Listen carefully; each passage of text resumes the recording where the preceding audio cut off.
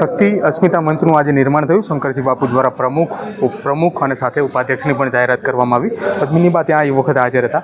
બા, પહેલાં તો એ જાણવું છે આપની પાસેથી, મંચ જ્યારે તમામ રજવાડાઓથી ઉપસ્થિત હતું, જાહેરાત બધાની થઈ, આપ ત્યાં હાજર હતા, પહેલાં એને લઈને જાણવું છે, શું કહેશો?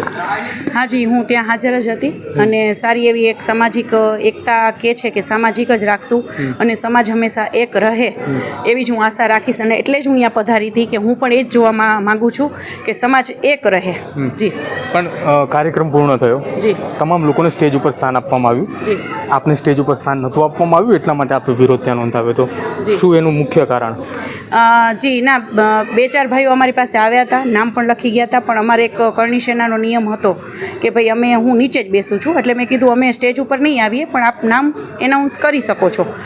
એટલે અર્જુનસિંહ જે છે ગોહિલ, એ અત્યારે નહીં, અવારનવાર હું આંદોલન દરમિયાન પણ જોતી હતી કે અવારનવાર એ જ્યારે પણ મારી પાસે મીડિયા આવતું અથવા તો કાંઈ પણ, તો ત્યારે એ મારે બાજુમાં આવી અને કે થોડુંક એવું બધું વર્તન કરતા, મીન્સ કે આમ વચમાં આવી જતા, મને બોલવા ન દેતા, ગમે ત્યાં એ મને નડેલા છે. એટલે આજે પર્સનલી મારે એનું પૂછવું છે કે ભાઈ શું પ્રોબ્લેમ છે તમારે?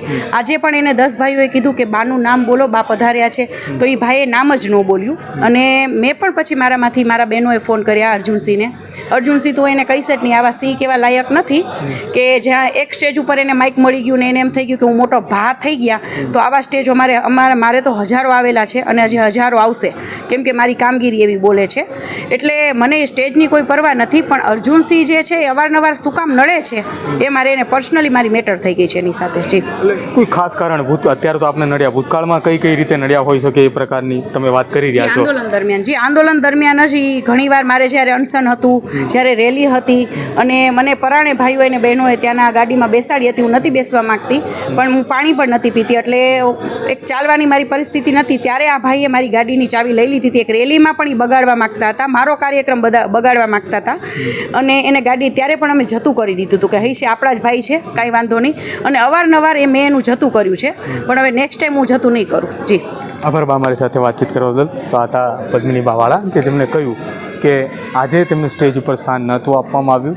તેમણે કહ્યું કે મારા સ્થાન જ નહોતું સ્વીકારવું, પરંતુ તેમની એટલી જ માંગ હતી કે સ્ટેજ ઉપરથી તેમનું નામ બોલવામાં આવે, પરંતુ સ્ટેજ ઉપરથી આ સંકલન શક્તિ સમિતિ જે છે એ સમિતિના પ્રવક્તા અર્જુનસિંહ દ્વારા તેમનું નામ ન બોલવામાં આવ્યું, એટલે અર્જુનસિંહ સાથે તેમને આંતરિક વિખવાદ હતો. જો કે ભૂતકાળની અંદર પણ તેમની સાથે વિખવાદ હતો તેવું પણ પદ્મિની બા દ્વારા જણાવવામાં આવી રહ્યું છે.